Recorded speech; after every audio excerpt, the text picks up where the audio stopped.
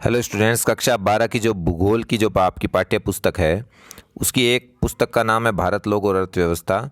उसका जो भाग 2 है उसके पहले पाठ का नाम है जनसंख्या वितरण घनत्व वृद्धि और संगठन। इस अध्याय के महत्वपूर्ण प्रश्न और उनके उत्तर मैं आपको बताने वाला हूँ आज के वीडियो में। साथ ही साथ इसका पार्ट 2 भी आएगा, उसमें कुछ और महत्वपूर्ण प्रश्न आपको बताए जाएंगे। अगर आप भूगोल के मॉडल प्रेप पर भी प्राप्त करना चाहते हैं तो आप इस आई बटन पर लिंक पर क्लिक करके प्राप्त कर सकते हैं। साथ ही डिस्क्रिप्शन बॉक्स में भी उसका लिंक दे दूंगा। आज रात को 8 बजे तक आपको एक मॉडल पेपर भी मैं अपलोड कर दूंगा, तो चैनल को सब्सक्राइब आप ज़रूर कर लेना क्योंकि महत्वपूर्ण प्रश्न है। 4 अप्रैल को आपका एग्ज़ाम है। पहला प्रश्न है 2011 की जनगणना के अनुसार भारत में सर्वाधिक जनघनत्व पूछा है। सर्वाधिक जनघनत्व यानी जनसंख्या घनत्व का पूछा है तो उत्तर होगा बिहार। यहाँ यदि आपको पूछ लिया जाए सर्वाधिक जनसंख्या पूछ ले, घनत्व की बजाय जनसंख्या पूछ ले, तो आप लिखेंगे उत्तर प्रदेश। लेकिन इस प्रश्न में चूंकि जनघनत्व पूछा है तो इसलिए आप इसका उत्तर लिखेंगे बिहार। अगला प्रश्न है संपूर्ण देश की प्रथम जनगणना कब संपन्न हुई, तो इसका सही उत्तर है 1881। यहाँ देखो पूछा गया है संपूर्ण, इसलिए संपूर्ण है वो 1881 में हुई, 1881 में हुई। लेकिन अगर आपको पूछा जाए भारत की प्रथम जनगणना कब हुई, ये संपूर्ण भारत की है, भारत की अगर पूछे तो वो हुई थी 1872 में।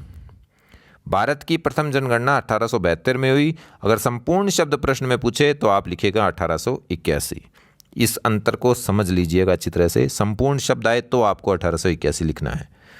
अगला प्रश्न है देश की कुल जनसंख्या का कितने प्रतिशत भाग है वो गांवों में निवास करता है, तो 68.8% है वो गांव में निवास करता है। अब अगर शहरों का पूछ ले तो बाकी 100 में से आप 68.8 घटा दोगे तो वो आ जाएगा गांव में। ठीक है, 31.2। अगला प्रश्न है निम्न में से किस समयावधि में जनसंख्या वृद्धि दर अत्यंत निम्न थी। इस प्रश्न में यहाँ टाइपिंग गलत हो गई है। इसका जो सही उत्तर द होगा 1911 से 1921। इस समय ऋणात्मक थी, 1911 से 21 में ऋणात्मक थी। वैसे अगर निम्न माना जाए तो 1901 से 1921 तक निम्न थी। और यहाँ प्रश्न इस तरह से कर लीजिएगा आप चाहे, निम्न में से किस समयावधि में जनसंख्या वृद्धि दर है वो ऋणात्मक थी। ऐसा प्रश्न बोर्ड परीक्षा में पहले भी पूछा गया है, तो वो थी 1911 से 1921 में ऋणात्मक जनसंख्या यानी जनसंख्या में कमी हुई थी। अच्छा इंपॉर्टेंट प्रश्न रहेगा ये। तो यहाँ ब उत्तर जो लिखा हुआ है इसको आप सही नहीं माने। अगला प्रश्न है निम्नलिखित में से सर्वाधिक विशाल आकार वाला राज्य कौन सा है, तो राजस्थान क्षेत्रफल की दृष्टि से सबसे बड़ा राज्य कौन सा है ये भी पूछ सकते हैं, तो वो है राजस्थान। अगला है 2011 की जनगणना के अनुसार भारत का सबसे कम जनसंख्या वाला राज्य कौन सा है, तो सबसे कम जनसंख्या वाला है वो है सिक्किम। अच्छा आपको एक बात और बता दूं, यहाँ पूछ ले सबसे अधिक जनसंख्या वाला कौन सा है, तो आपको मैंने पहला प्रश्न बताया था उसके साथ में लिखा हुआ था उत्तर प्रदेश। तो सबसे अधिक जनसंख्या तो है वो है उत्तर प्रदेश और सबसे कम जनसंख्या वाला है सिक्किम। अच्छा अगला प्रश्न है भारत में न्यूनतम जनसंख्या घनत्व वाला राज्य कौन सा है, वो है अरुणाचल प्रदेश। अब आपको कह दे कि अधिकतम वाला कौन सा है, तो वो भी आपको पहला प्रश्न में बताया था बिहार अधिकतम है। क्या है बिहार में अधिकतम जनसंख्या घनत्व पूछा है, जन घनत्व या जनसंख्या घनत्व में। तो जनसंख्या घनत्व में फर्स्ट नंबर पर बिहार और लास्ट नंबर पे अरुणाचल प्रदेश। और जनसंख्या के मामले में फर्स्ट नंबर पे है उत्तर प्रदेश और सबसे कम जनसंख्या के मामले में सबसे लास्ट है वो है सिक्किम। इसके बाद में अगला प्रश्न है जनसंख्या संगठन में अध्ययन किया जाता है, तो निवास जनजाति भाषा धर्म इन सभी का होता है, इसलिए उपरोक्त सभी द इसका सही ऑप्शन होगा। भारत का क्षेत्रफल विश्व के क्षेत्रफल का कितना है, तो 2.4% है। वर्ष 2011 की जनगणना के अनुसार भारत की साक्षरता दर कितनी है, वो है 73.01%। इसका सही उत्तर होगा। भारत का जनसंख्या घनत्व कितना है, तो वो है 382, 382। भारत का जनसंख्या घनत्व 2011 में 382। अगला प्रश्न है 2011 की जनगणना के अनुसार भारत में जनसंख्या की वार्षिक वृद्धि दर कितनी है, तो वो है वार्षिक पूछा है, तो वो 1.64% है, वो भारत की वार्षिक वृद्धि दर है जनसंख्या की। अगला प्रश्न है भारतीय संविधान में कितनी भाषाएं अनुसूचित है, तो इसका सही उत्तर है 22 भाषाएं हैं वो अनुसूचित है।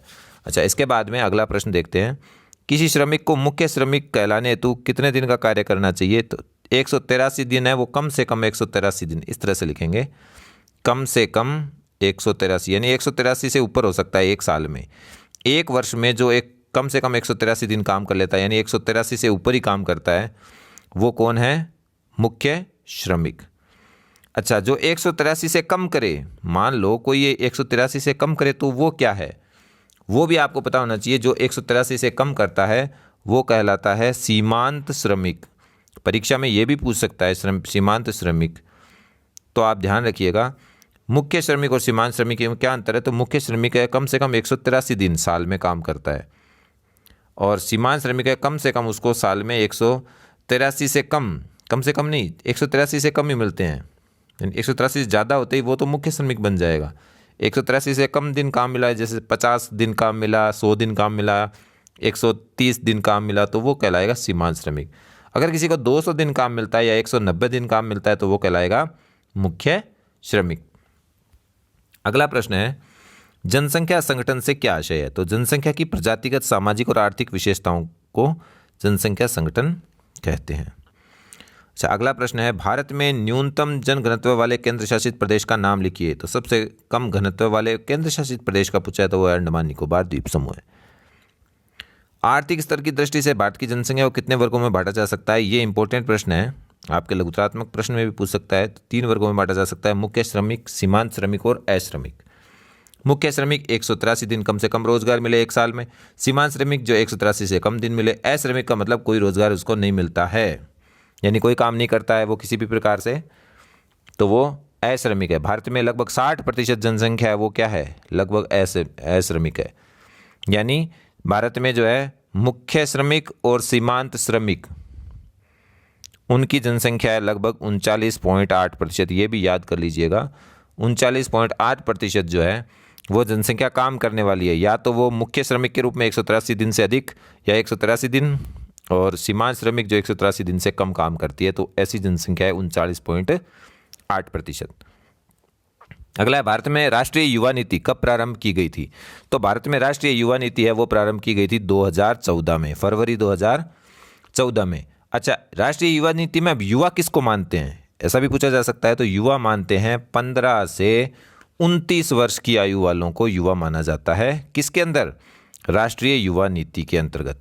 इसमें युवा की क्या परिभाषा है, 15 से लेकर 29 वर्ष की आयु वाले। अच्छा, ये भी अभ्यास वाले प्रश्न में इस तरह से पूछा जा सकता है कि भारत की राष्ट्रीय युवा नीति जो फरवरी 2014 में आई थी उसमें युवा की आयु कितनी मानी गई। तो 15 से 29 वर्ष वाले लोगों को, आयु समूह के व्यक्ति को युवा के रूप में माना गया है। अगला प्रश्न है, जनसंख्या घनत्व से क्या आशय है। तो प्रति वर्ग किलोमीटर क्षेत्रफल पर निवास करने वाले व्यक्तियों की संख्या को जनसंख्या घनत्व कहा जाता है। इसका सूत्र भी पूछ सकते हैं। प्रश्न है, जनसंख्या के संदर्भ में भारत का कौन सा स्थान है। आपको पता है भारत सेकंड स्थान पर है, पहले नंबर पर जनसंख्या के मामले में है चीन, और दूसरे नंबर पर आ गया है जनसंख्या के मामले में भारत। अच्छा, अगला प्रश्न है, भारत के कुछ राज्यों की श्रम सहभागिता दर ऊंची है वो क्यों है। तो इसका उत्तर होगा, आर्थिक विकास के निम्न स्तर वाले राज्यों में श्रम की सहभागिता दर ऊंची है। किन राज्यों में होती है श्रम की सहभागिता दर ऊंची, जो आर्थिक विकास से निम्न होते हैं। क्यों होता है ऐसा, क्योंकि आर्थिक क्रियाओं को पूरा करने के लिए ज़्यादा श्रमिकों की आवश्यकता पड़ती है। कहाँ, पिछड़े राज्यों में ज़्यादा लोग काम में लगे हुए होते हैं, इसलिए। भारत में जनसंख्या वितरण को प्रभावित करने वाले 2 कारक बताइए। तो जनसंख्या वितरण को प्रभावित करने वाले बहुत सारे कारक हो सकते हैं, जैसे जलवायु हो सकता है, बहुत सारे कारक है, जैसे जलवायु है, धरातलीय स्वरूप है, नगरीकरण है, कृषि योग्य भूमि उपलब्धता है ना। तो उनके कारण से जनसंख्या वितरण है वो प्रभावित होता है। आर्थिक कारक हो सकते हैं, सामाजिक कारक हो सकते हैं, बहुत से कारक हो सकते हैं। अगला प्रश्न है, जनसंख्या वृद्धि के 2 घटकों को स्पष्ट कीजिए। तो देखो 2 घटक है, एक तो प्राकृतिक वृद्धि, एक अभिप्रेरित वृद्धि।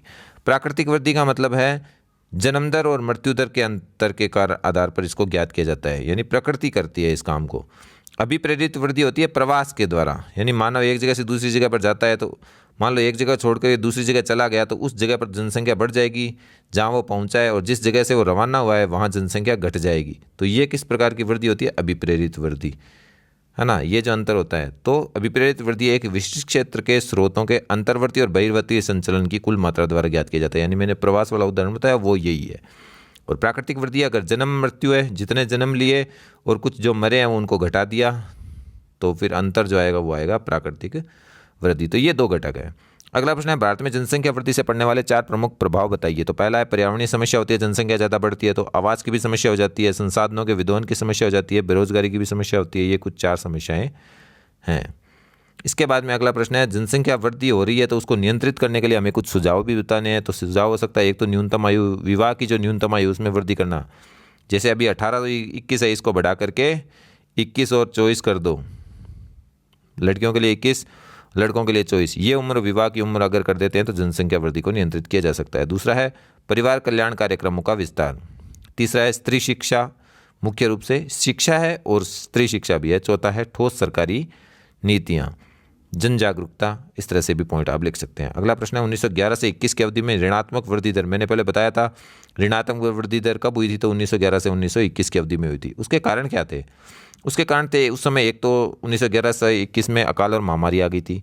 दूसरा, चिकित्सा स्वास्थ्य सुविधाओं में उस समय कमी थी, लोग अनपढ़ ज़्यादा थे, अंधविश्वास ज़्यादा करते थे, भोजन की उस समय कमी आ गई थी, क्योंकि अकाल आ गया था तो भोजन की भी कमी आनी स्वाभाविक सी थी इस कारण से। अच्छा, अगला प्रश्न देखते हैं। अच्छा, इंपॉर्टेंट प्रश्न है ये भी, आप इसको अच्छी तरह से याद कर लीजिएगा। मुख्य श्रमिक और सीमांत श्रमिक में अंतर स्पष्ट कीजिए। मुख्य श्रमिक और सीमांत श्रमिक, आपको बताया था मैंने, जो व्यक्ति साल में कम से कम 183 दिन आर्थिक दृष्टि से लाभकारी कार्य करता है, यानी 180 दिन कम से कम उसको रोजगार मिलता है, लाभकारी कार्य कर रहा है। सीमांत श्रमिक होता है जो 183 दिन से कम काम करता है। अच्छा, इसके अलावा एक और जो है वो है, तीसरा है अश्रमिक। अश्रमिक जो होता है जो कोई काम नहीं करता है, यानी ये अश्रमिक जो होता है वो इन दोनों पर आश्रित रहता है, या तो वो मुख्य श्रमिक पर या सीमांत श्रमिक पर, इन दोनों में से किसी भी पर वो आश्रित रहता है, तो ये आश्रित जनसंख्या कहलाती है अश्रमिक की। अच्छा, जो मुख्य श्रमिक और सीमांत श्रमिक है उनकी जो प्रतिशत हम देखें तो 39.8% है वो भारत में अभी मुख्य श्रमिक और सीमांत श्रमिकों की संख्या है। तो इस तरह से आपका वीडियो समाप्त होता है।